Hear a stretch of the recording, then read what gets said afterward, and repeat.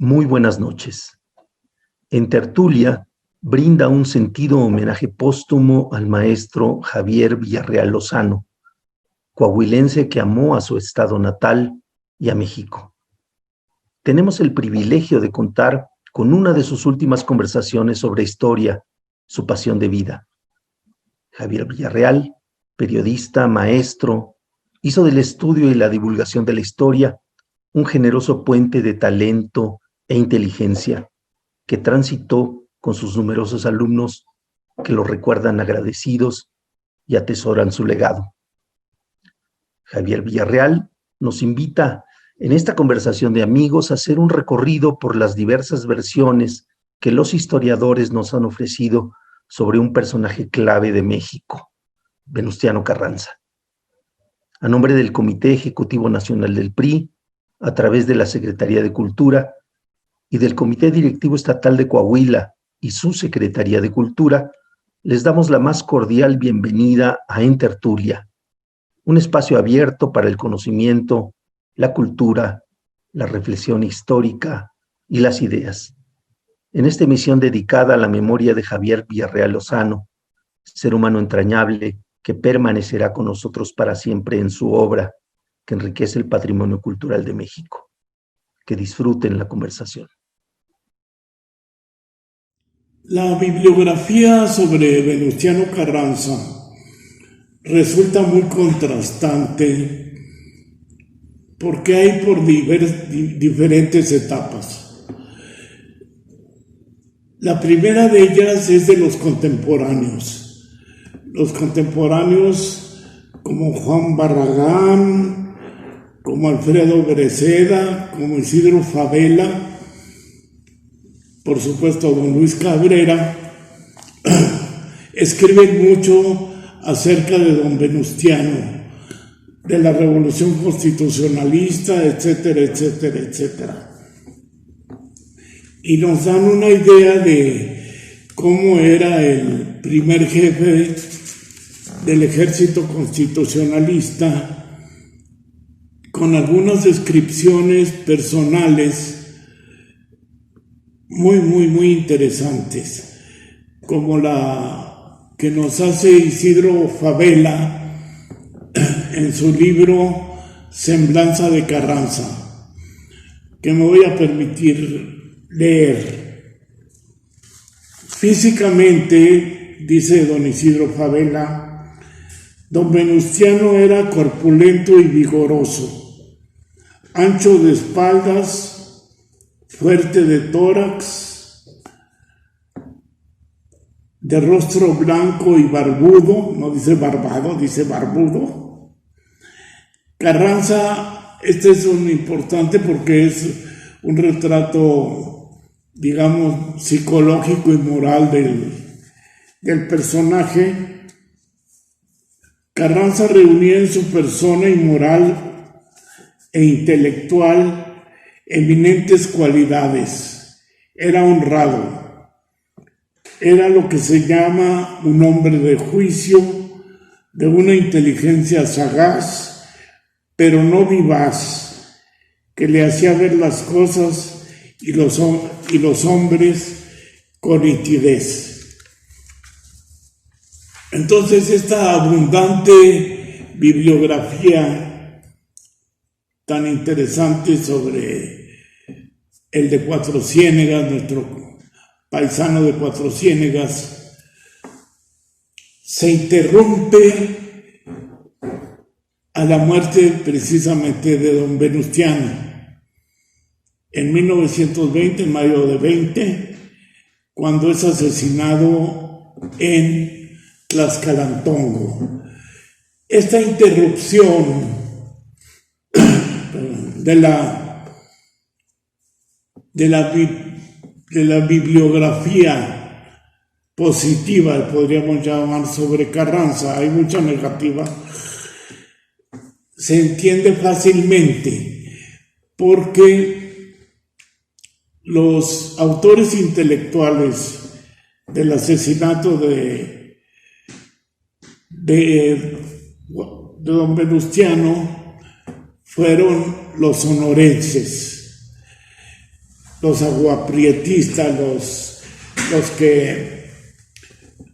los que firmaron el plan de Agua Prieta y se levantan en su contra. Entonces, el asesinato de Carranza en Tlaxcala-Tongo es una obra intelectual de este grupo, especialmente de Álvaro Obregón, que es el que viene finalmente a obtener los beneficios primeros de la muerte de Carranza, porque después de la muerte de Carranza entra don Adolfo de la Huerta como presidente interino, hay elecciones y Obregón se convierte en presidente. Y empieza lo que se llama la etapa sonorense del gobierno de México. Es decir, desde de la Huerta hasta Plutarco Elías Calles. Este periodo son 14 años, un periodo muy largo de gobierno, con un control absoluto de la prensa y que era el medio que había únicamente. El radio estaba en pañales, la radio estaba en pañales, y entonces hay una reacción lógica de los sonorenses para minimizar la figura del de Cuatro Ciénegas. Ya no, digamos, tanto como para justificar el crimen, pero sí para convertirlo en algo necesario para el país, para el bien del país, una razón de Estado, como ustedes quieran. Y allí en este periodo de tiempo es cuando se echan a volar, digamos así, teorías de lo más descabellado, que todavía algunos historiadores recogen actualmente, como la de que don Venustiano Carranza pudo haberse suicidado. Es decir, se suicidó de 5 balazos, tenía muy mala puntería, entonces el señor, cosa increíble para un hombre del norte, acostumbrado a las armas casi desde niño, pero la idea del suicidio pues exoneraba a los criminales, ¿no? Nosotros no lo matamos, él se suicidó. Llegaba tanto al cinismo que incluso llegaron a culpar a los acompañantes de Carranza del crimen. Intentaron. Ustedes lo mataron. Lo metieron a la cárcel. Y lo metieron a la cárcel por no haberlo cuidado bien, primero, pero después hubo intenciones de involucrarlos en el asesinato. Hay una tercera teoría que en ese tiempo toma fuerza y que Junco después explota hasta la saciedad.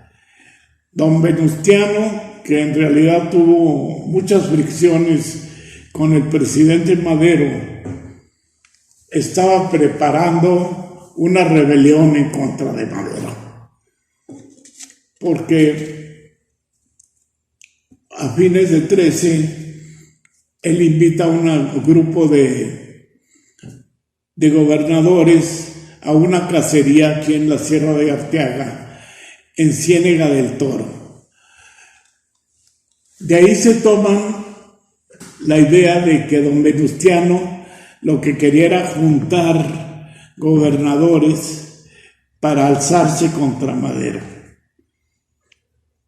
Esto lo ha dicho muy claramente el historiador Luis Barrón, es una tontería fatal, digo, espectacular. Porque si la idea era rebelarse contra Madero, pues don Venustiano era tan tonto como para invitar a Abraham González, gobernador de Chihuahua, o Rafael Cepeda, gobernador de San Luis, que eran maderistas desde siempre y leales a Madero de todo el tiempo. Tanto que Abraham González lo matan después de la decena trágica, y Rafael Cepeda, Victoriano Huerta, lo encarcela. Entonces, todas estas teorías toman forma en ese periodo en que los sonorenses tratan de lavarse las manos. Estas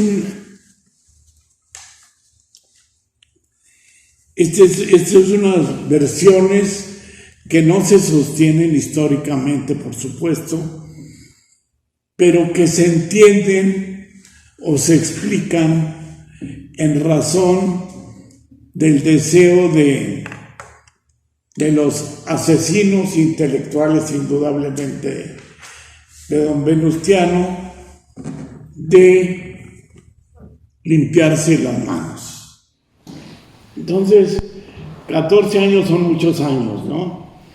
14 años de no solo minimizar la figura de Carranza, sino de buscarle todos los defectos posibles para, digámoslo así, hacerlo merecedor del final que tuvo.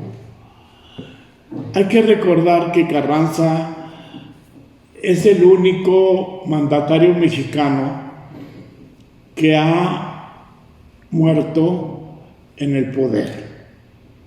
Él nunca renunció a la presidencia. Madero sí renunció a la presidencia antes de ser asesinado en Lecumberri. Vicente Guerrero, que también lo fusilan en Cuilapan, Oaxaca, ya no era presidente de la República. Otro que recuerdo ahora, que Maximiliano ya había abdicado al imperio cuando lo fusilan en el Cerro de las Campanas en Querétaro. Don Venustiano nunca renunció a la presidencia. Quizá eso le costó la vida, pero es bueno subrayar esto, su firmeza de carácter y, digamos, su terquedad de la buena que lo convierten en eso. No es sino hasta 1936, es decir, cuando se cumplían los 16 años del asesinato de Carranza, cuando Lázaro Cárdenas está en la presidencia de la República y corre a calles al exilio forzado, cuando el general Cárdenas abre las puertas de México a los pocos carrancistas sobrevivientes. A la mayoría ya los habían asesinado, principalmente Obregón. Entonces ese es el momento en que Francisco Luis Urquizo regresa a México y puede escribir, 16 años después de la muerte del primer jefe, sus 2 libros que son básicos para el conocimiento: Carranza y México Tlaxcalantongo, en donde narra los últimos días de la vida del presidente. Bernardino Mena Brito, un carrancista convencido, no de primera línea, pero totalmente leal al de Cuatro Ciénegas, escribió un libro que se llama, en esa época precisamente, en 36, la publica Bota, si no me falla la memoria, publica un libro que se llama Carranza, sus amigos y sus enemigos. Ahí hay un párrafo que me voy a permitir leer porque nos habla de la situación en que quedaron los carrancistas frente al embate contrario de la prensa y los historiadores de la época de los sonorenses. Dice Menadrito en este texto, que es ingenuo, pero según se ve le sale del corazón. 14 años he pasado detrás del mostrador de mi tienda, viendo todos los días en los periódicos de la capital y de los estados juicios y opiniones sobre el señor Carranza que muy bien podrían calificarse de injurias. En varias ocasiones quise aclarar conceptos, pero nunca fueron aceptadas mis rectificaciones, porque el criterio de la prensa era unilateral y se tenía una idea preconcebida para mal juzgar a Carranza. Y él cuenta cómo se desesperaba de leer esos ataques a Carranza. Escribía cartas a los periódicos que nunca se las publicaban, por supuesto, y cómo se sentía tan impotente para poderlo defender. Entonces, en ese periodo hay una, digamos, no revaloración de Carranza, sino un regreso a su imagen, o sea, a su figura, a su obra, a sus ideas, a su presidencia, etcétera, etcétera. Y es extraño porque después se abre otra etapa donde Carranza también queda relegado. Es la etapa cuando se pone de moda el materialismo histórico de Marx. Y muchos historiadores siguen esa línea ideológica, y pues Carranza no cabe en el materialismo histórico donde todo es el pueblo, etcétera, etcétera. Carranza, como ex senador del Porfiriato y como burgués, pues no es un individuo simpático a este tipo de historiadores con tal ideología. Ahí es